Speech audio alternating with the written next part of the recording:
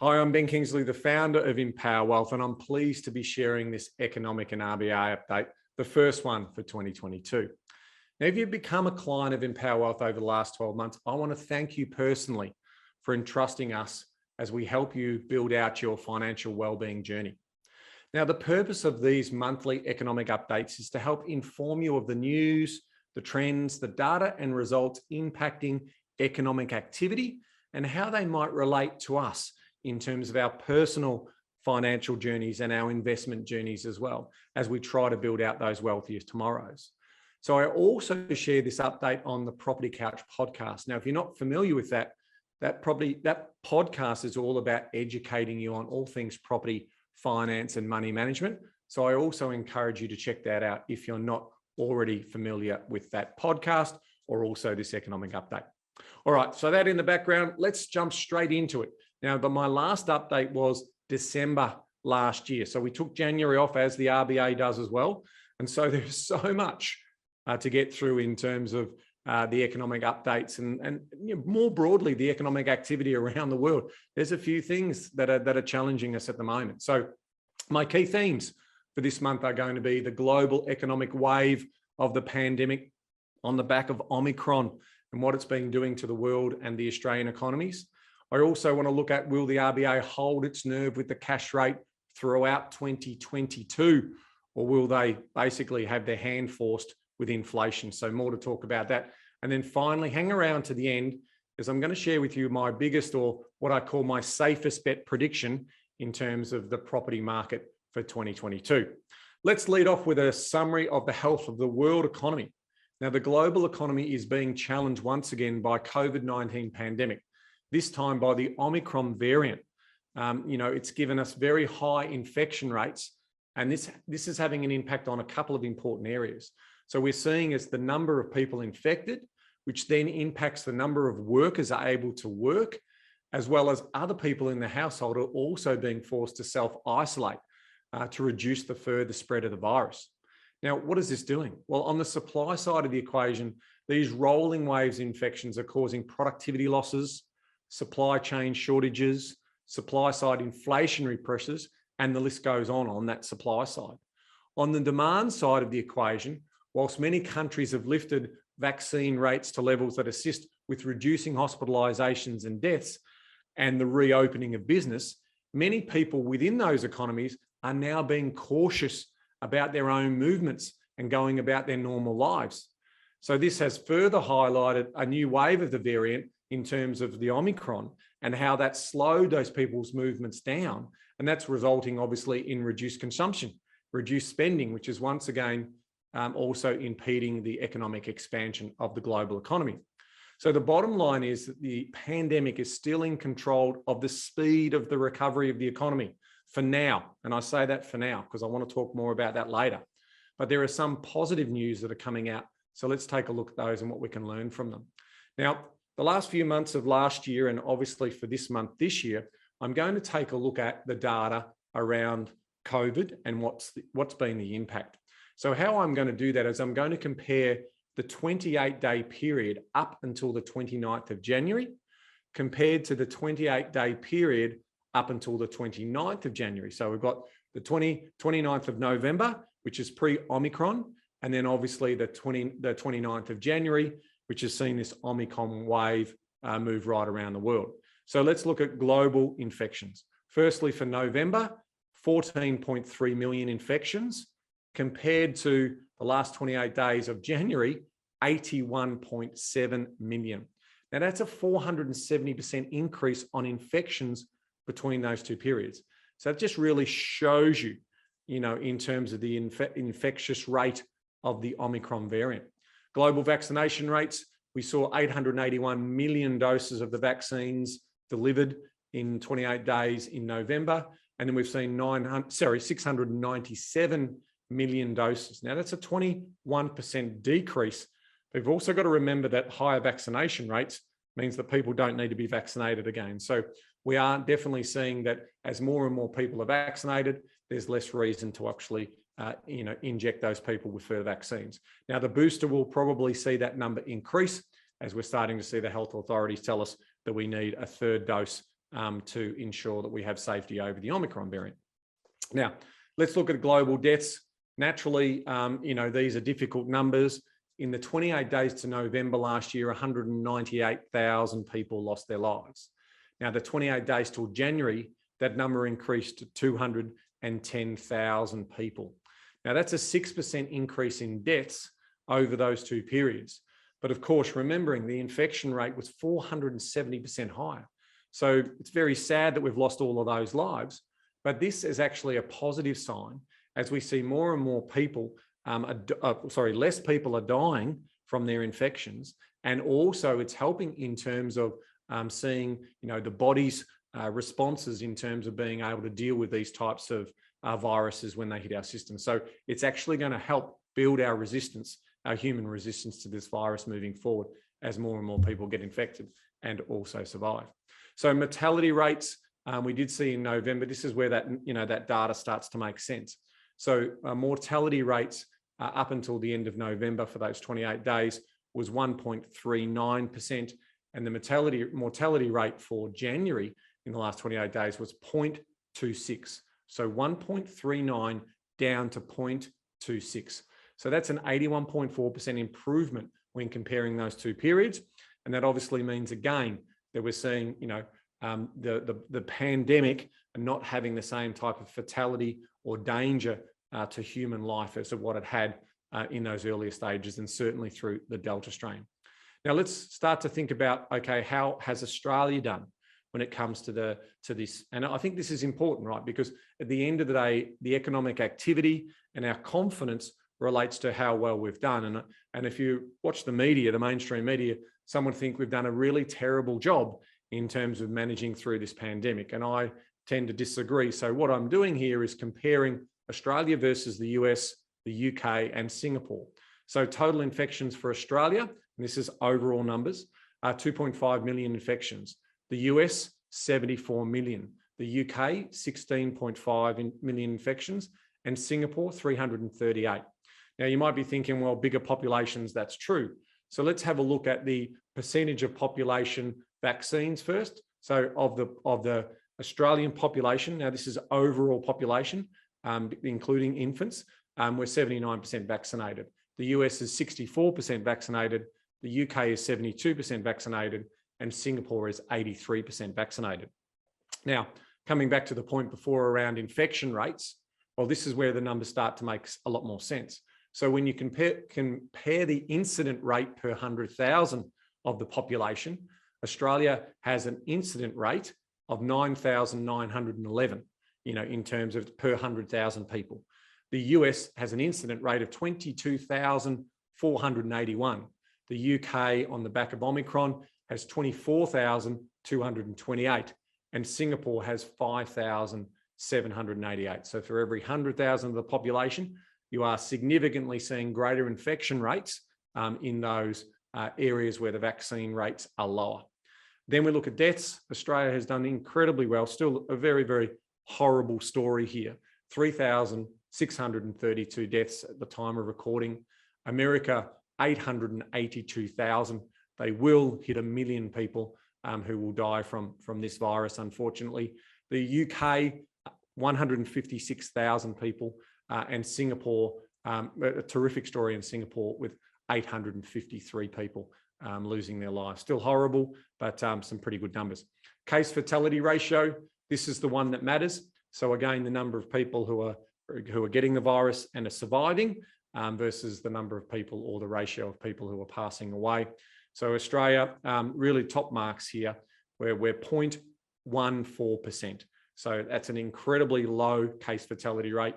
The US, 1.19%, the UK, 0.95%, and Singapore, 0.25%.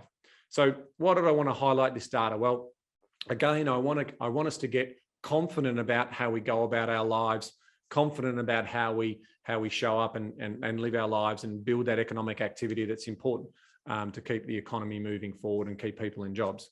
So this data clearly shows that Australia has done a solid job in keeping the reduction of the numbers of infections per 100,000 population compared to the US and the UK, with Singapore doing an even better job in regards to that. But our case fatality numbers are absolutely excellent at 0.14 of 1%. So combining that with the economic recovery, so even though we went through some severe lockdowns, we have recovered as one of the top 3 economic countries of recovery, as you measure that by GDP performance over the last 2 years. And so we sit really, really well in regards to being able to manage that. Now, it hasn't obviously been, without fault in terms of the arrival of the vaccines, the delays in testing and those types of things. But you've got to remember, people, this is a pandemic. It's a once in 100-year event. So it's obviously very, very difficult. But that's my message here in terms of, we should be positive about, having more optimism than pessimism that a lot of people have in regards to how things have been going. And finally, as I close out the COVID update, we should be prepared for a further Omicron variant outbreaks. So a bigger wave coming through our cooler months, through those winter periods. But we are, again, better prepared. We will have more RAPS testing for immediate results, and we will start to learn to be more confident around living with this pandemic. So that can only be a good thing. And I've got more to share with that in regards to the consumer sentiment results that we've seen coming through in the data as well. So that's the wrap up for the COVID story. I'm going to finish it there on if those people who have been tuning in every month for pretty much the past 6 months, I've done that deep dive into the COVID story. I think we're done there now, unless something else comes up in terms of new variants. But for now, we won't be doing that deep dive any further unless I feel like there's a greater impact in terms of how it's going to impact the economy. But I will say, please, get vaccinated, get your booster, so you're well prepared in the event that we do see further outbreaks of this virus occurring in further strains. All right, let's turn our attention now to the biggest economy in the world, which is the US economy. We saw the GDP output surprised on the upside for the December quarter, with an annualized GDP increase of 6.9% in Q4, at the end of last year.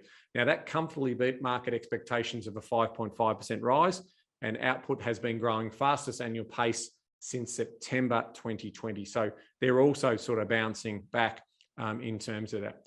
Now, that said, their biggest story and pretty much the global story here is around inflation and now what's going to happen in regards to interest rate and monetary policy.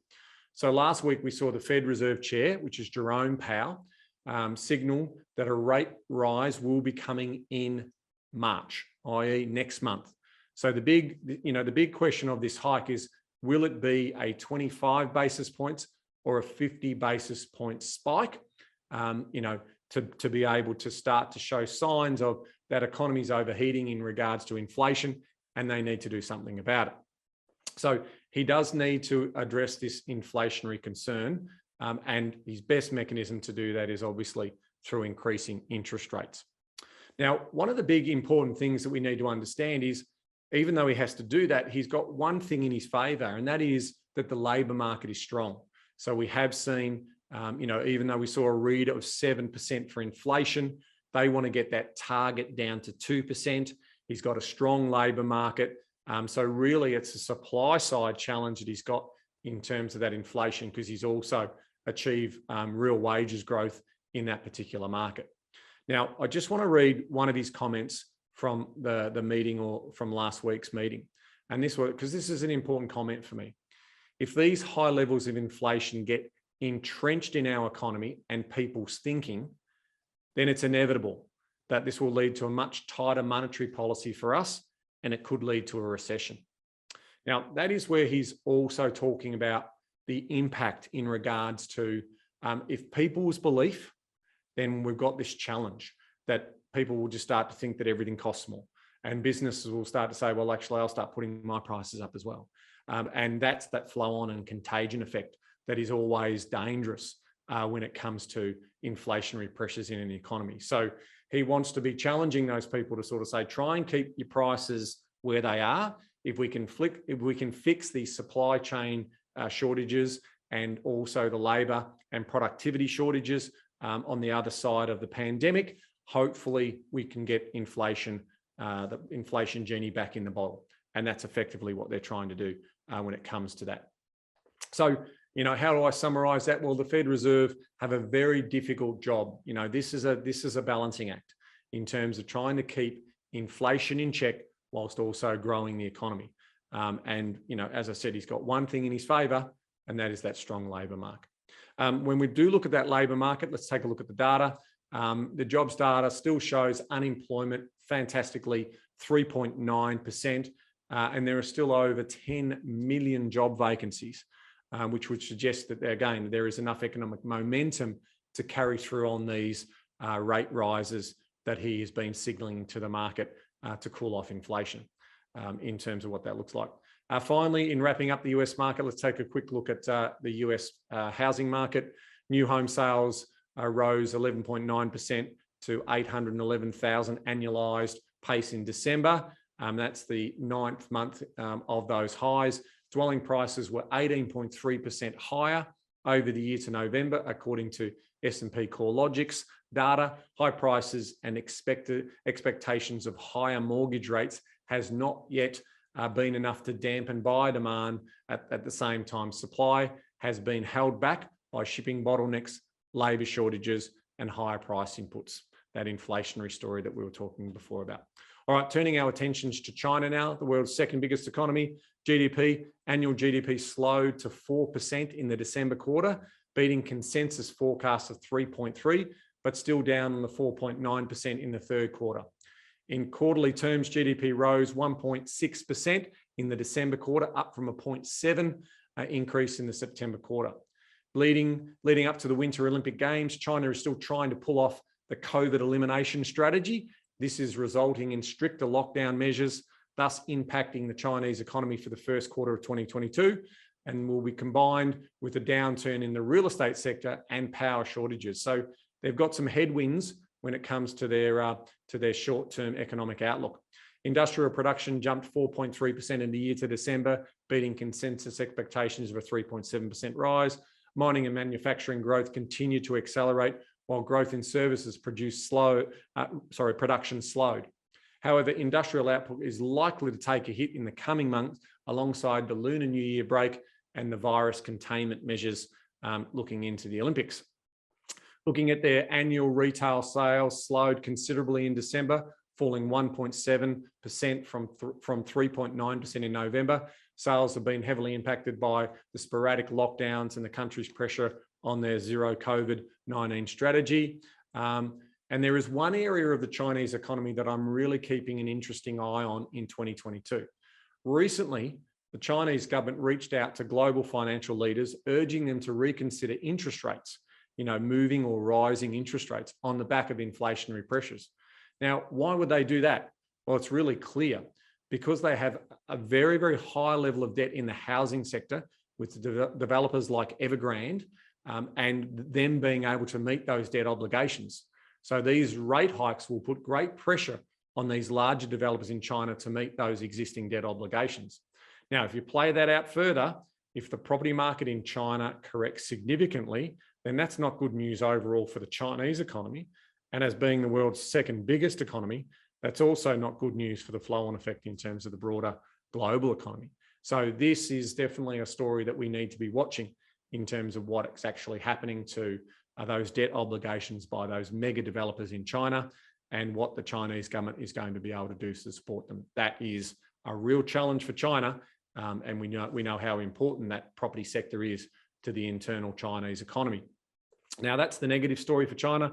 On the positive side, they've been able to finish with really, really strong trade results data. So throughout the course of the year, the trade surplus widened to 94.5 billion in December from 71.7 billion in November.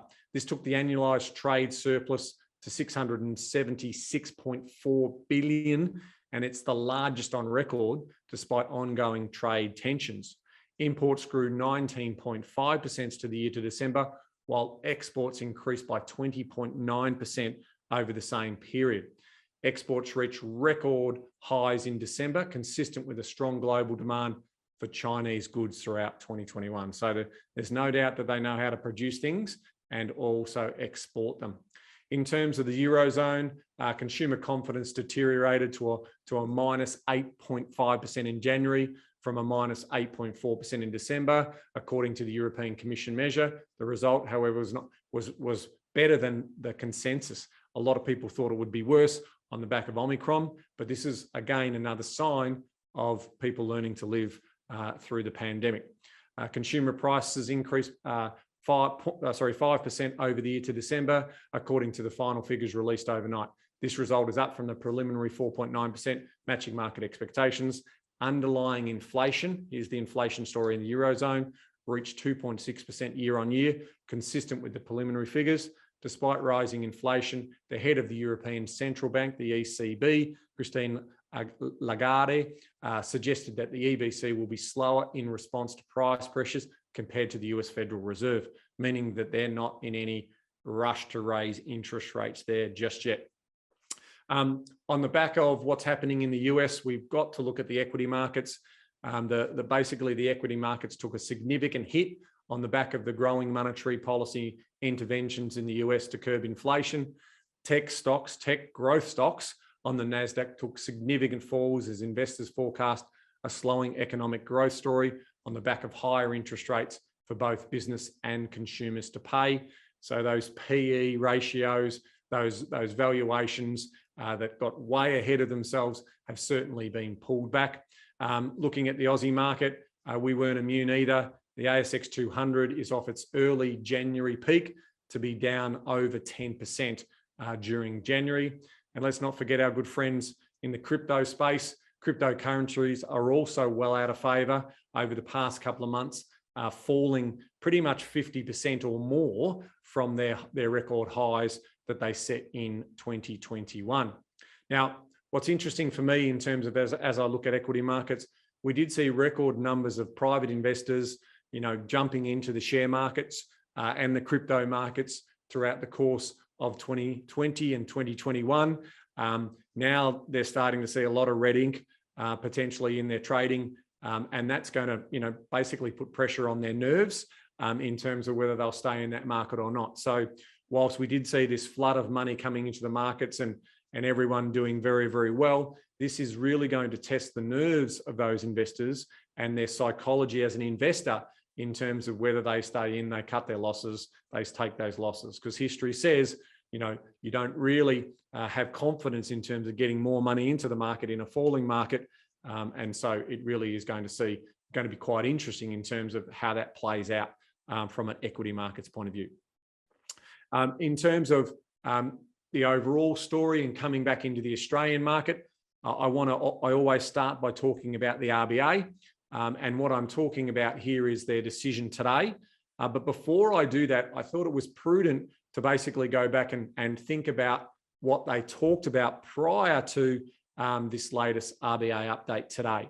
And I want to recap in terms of what Governor Lowe said in regards to his inflation story being transitory. So he put a thesis together last year about why it was going to be transitory and not necessarily permanent. And this is what he believed would be the case. So the first thing he said was inflation and wages starting off a lower base, which is true. And certainly the base effect, in regards to looking at the data compared to previous years. So you got to remember that, 2020 data was also quite lumpy and inconsistent. So there is a base effect that you need to understand, because obviously that's the first year of the pandemic. So he's true. Inflation and wages starting off a lower base. So he really wanted to focus in on getting those moving higher. Labour market participation rebounded very quickly, restricting upward pressure on wages. Also true. But since the Omicron infection wave forced workers and close contacts to isolate throughout December, January, and now February, this story is less clear. At least for now it is. So in terms of that participation rate and the rebound there. And finally, he also prosecuted the idea that the impact of supply chain disruptions and energy price shocks have been less pronounced in Australia.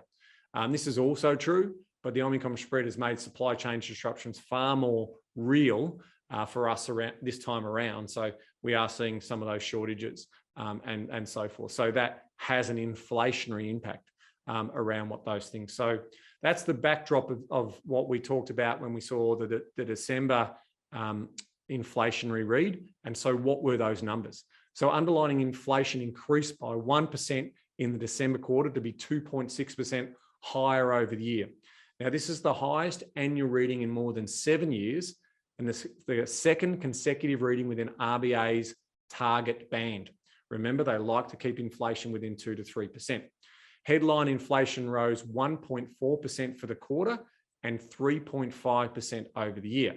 Now, the RBA's annual underlying inflation the forecast was to be 2.25%, and the annualized headline inflation to be 3.25%. So this reading puts pressure on the RBA's forecasts, and therefore the current cash rate forecast and the cash rate, not being changed. Remember, they were giving us indications that there will be no cash rate change until at least late 2023, if not originally they talked about 2024. Now, we'll see more on this in terms of the update on the economic statement of monetary policy, which will be coming out at the end of this week. So we'll keep an eye on that in terms of how they change those forecasts. Now, the increase in inflation for the December quarter was driven by fuel costs, ongoing global supply chain disruptions, which continue to hamper both labour supply and housing boom, again, putting pressure on material supplies. The inflationary story right now is the hardest thing to read, given the economic impacts of the Omicron wave is having on the overall economic recovery. We appear to be ready to avoid any future lockdowns and now push through this pandemic on the back of high levels of vaccinations, as we are basing any future restrictions on hospitalisation numbers and how we cope. So what we're saying there is really simple around, okay, we've got to push through this, and we just got to make sure that we only restrict based on making sure that our hospitals can cope. The inflation data is quarterly, so this is our challenge. So the changes don't show up for a long period of time, like a quarter when you're looking at inflation is a long period of time. So what did the RBA do today? They kept the cash rate on hold at 1%, and they also flagged that they'll be stopping their further quantitative easing, which is the money printing they're doing in the bond buying program. So restricting all of that because they're confident the economy is going to come out well the other side, but obviously it's this inflationary story that they've got. So my read on their decision of whether they'll increase the cash rate this side of Christmas really needs to be made on the back of more data. Okay, at the moment, they don't have enough data to support that. They want to see effectively how those numbers start to play out. So they'll definitely be adjusting their forecasts, but it's really important that they get closer to that data. Now, if I was the Reserve Governor, what I'd be doing is I'd be making sure that my RBA team would be working really hard to be able to get a lot of that internal data and getting weekly reads on what's happening with prices and what's happening with inflation. Because the more that I have that information available to me, the better I can be in terms of the informed decisions that I make. Because moving the cash rate higher is naturally going to make money more expensive, and that will also have an impact in terms of dampening economic activity. So it's a very, very important decision in terms of what they do around inflation. What I will say in regards to my final point here, that is, we've got an election coming up, a federal election. And so with that federal election, we are not going, which is most likely in May, we are very, very unlikely to see a rate hike prior to that federal election. So you can pretty much guarantee that there won't be any rate rises up until May. And we're seeing some economists predicting rate rises as early as August and potentially another rate hike in, say, October or November, and then some further rate hikes in 2023. One thing's for sure, rates will come off these record low areas, but it's really about whether the RBA has the nerve to hold out to try and get those real wages moving through before they pull the trigger to start to raise the cash rate, which will obviously mean we pay more for our credit. Okay, in terms of the unemployment story, the labour market continues to recover jobs as we reopen. We did see, this is data coming back for December, so 64,800 jobs were added in December. This follows a record 366,000 jobs added in November. That saw the unemployment rate fall 0.4% to a reading of 4.2. Now, this is the lowest level since August 2008 and puts the number of people employed in Australia at an all-time high. The unemployment rate is set to drop under 4% later this year a level that has not been sustained since the 1970s. So this is good news, and it will add to the RBA's goal of increasing wages growth as we see that demand for talent and for people.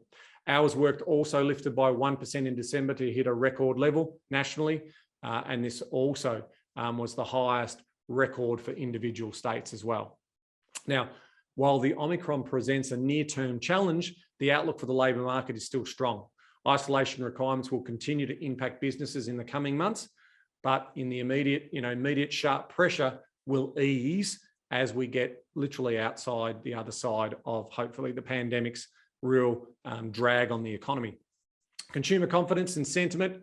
This is an important read. Westpac and the Melbourne Institute's consumer sentiment fell 2% to a reading of 102.2 in January. It's the second consecutive monthly decline after a 1% fall in December. The index is now at its lowest level since September of 2020, again on the back of the Omicron wave that we saw come through over the Christmas New Year period. Now, what's interesting about that, and this is what I was mentioning earlier, is that many thought this reading would be worse than the numbers shown, in that we would, have that other negative impact where we become pessimistic around the story because of, we're all getting locked down again, or people are going into hospitals and so forth. But we are starting to understand this pandemic a little better, and I suppose we're starting to be more resilient in terms of less sensitized to those changes that are happening, and unfortunately, those people who are losing their lives. So what I wanted to then look back on, and this is quite interesting here, is what were the impacts in regards to consumer confidence for some of the other strains and the original outbreak. So the severity of the Omicron is definitely playing a role in terms of keeping us more optimistic than pessimistic. The Delta outbreak saw a decline of 5.2% in June of 2021. Now, remember, ours was 2, that was 5.2. This is the latest reading. And there was a massive 17.7% fall way back in April of 2000 as the government introduced those health orders and the social distancing across the country. So that was when we were most fearful in terms of our consumer sentiment and consumer confidence. An interesting read in the data also revealed that surging COVID-19 cases might have weighed more heavily in states which experienced less infections. So notably, sentiment in New South Wales and Victoria, which were basically locked down and have had experiences of large waves before, their actual measurement went up. So consumer confidence and consumer sentiment actually lifted. But in the states where they were experiencing their first sort of more serious waves, i.e. Queensland, South Australia and Western Australia, their sentiment and confidence dropped. And so that's going to be interesting to see what happens in Western Australia when Mark McGowan actually opens up the West and they actually experience their very, very first serious wave of the pandemic over there. So there still remains a lot of uncertainty over the magnitude of the hit to the economy that the Omicron variant will pose in the short term, but ultimately over the longer term, we will see through that we are definitely more resilient when it comes to dealing with life post-pandemic, and that is an encouraging sign for consumer spending and confidence. We've got record savings behind us, so that pent-up demand should be evident in terms of larger spending and activity as we increase our mobility once we feel safe again. Retail spending, in wrapping up retail spending, at the end of the recording of this, I don't have the retail spending data just yet for the fourth quarter, but we do know that it will be impacted by Omicron. We did see, in terms of the November data, retail sales surged 7.3%, and we're 20.4% above the pre-pandemic levels, and also well above the, pre-pandemic levels are now well above pre-pandemic levels in all states and territories as well.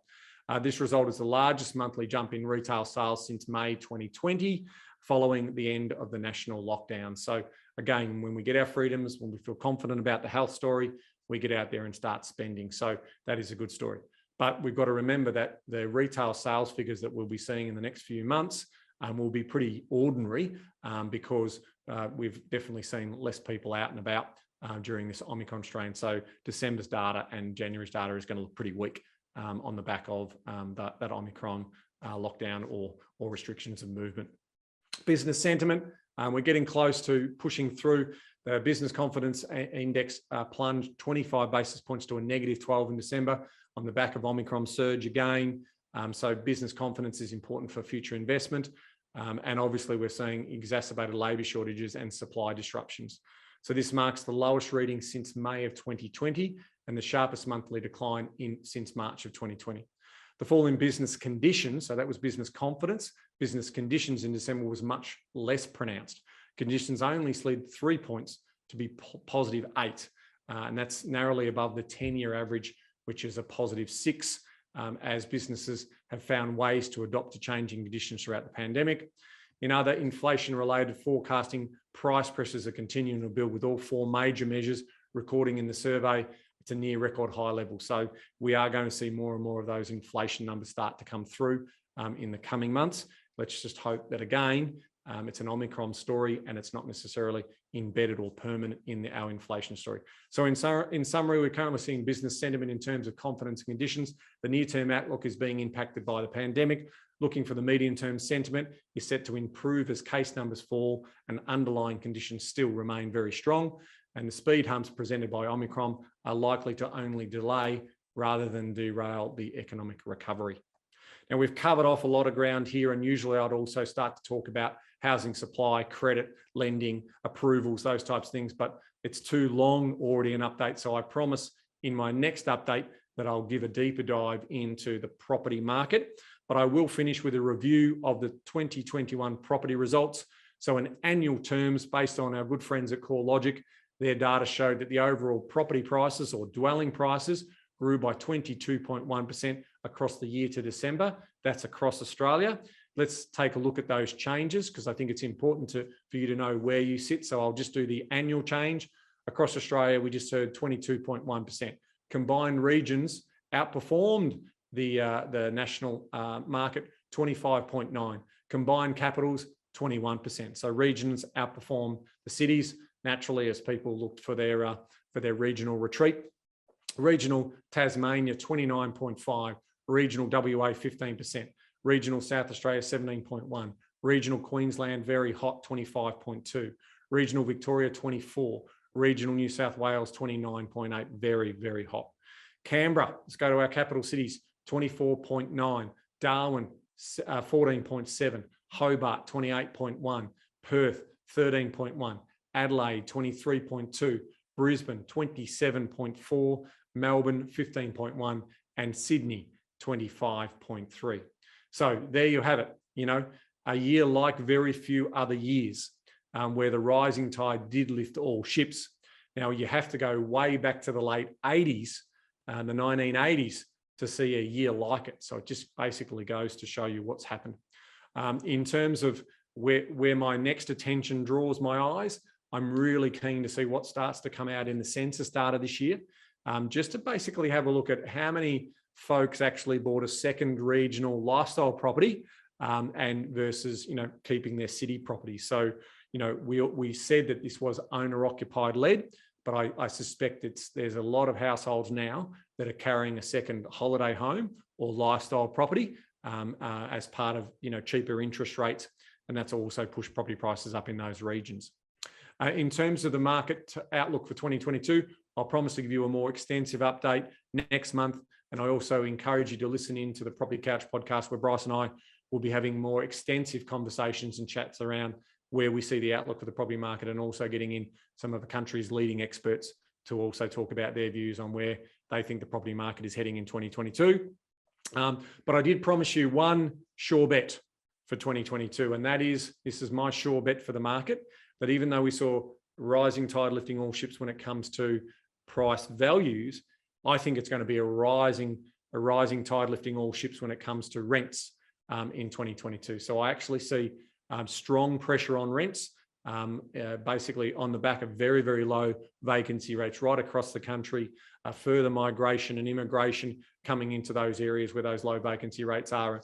And that is definitely going to put pressure on the rents. And if you couple that with interest rate rises, you're also going to see some of those interest rate rises passed on to the renters as well. So the yield story for property will improve significantly in 2022. So that's my sure bet for the market. And in terms of the outlook for each of the different markets, it's going to be a bit of a different story when I look at that. So closing out my first economic update for 2022, what are my summaries? The pandemic is going to impact for the short term, and it will still slow down our economic recovery. But hopefully 2022 will see the last of the major impacts of what this pandemic has delivered for us, this shocking pandemic. And so we will start to see that fade away in our minds and in our lives, and we'll start to get back on to living a normal life post-COVID, fingers crossed, that there's no new strains or variants coming out. The other story is inflation is the canary in the coal mine when it comes to broad global economic growth, being able to unbottle those bottlenecks in terms of supply chain is going to greatly help, and obviously, keeping people safe and able to work to produce, which will keep costs down as well. And finally, this is a message that I want to reiterate to all of those people who listen every month, but also those people who are new, that we've got to remember that the economy is effectively a set of data that measures people's sentiment and ultimately their actions. So it's a mass social science study. So we've got to understand that the more people who believe one thing and act that way over the people who believe another thing and want to act differently, this impacts supply, it impacts demand, and ultimately impacts prices, which we measure by the consumer price index, which is we call inflation. Now, this is a fundamental lesson to all investors need to understand and grapple with when it comes to property finance and money management. Ultimately, over time, you will go through, people's belief systems will change, their decision-making will change, and you'll see ups and downs when it comes to property values, when it comes to the cost of money, and that's why we go through what we refer to as economic cycles. So at the moment, we want to make sure that there's more optimists than pessimists as part of that story. Because if you get that confidence right, then you will see economic growth. And with that, you should also see jobs for everyone. And then you see economic prosperity for everyone and living standards improve for everyone. So that is the fundamental message when it comes to the study of the economy. Is a social science, which is the study of what people do, what business decisions, investments they make. And that helps us work out basically where we see the future economic growth or challenges inside an economy. So hopefully that makes sense to you. I welcome all of the new listeners who've listened to that for the first time. There's a lot of information to get through there. I appreciate you hanging around to the end. And until next month's update, remember, knowledge is empowering, but only if you act on it.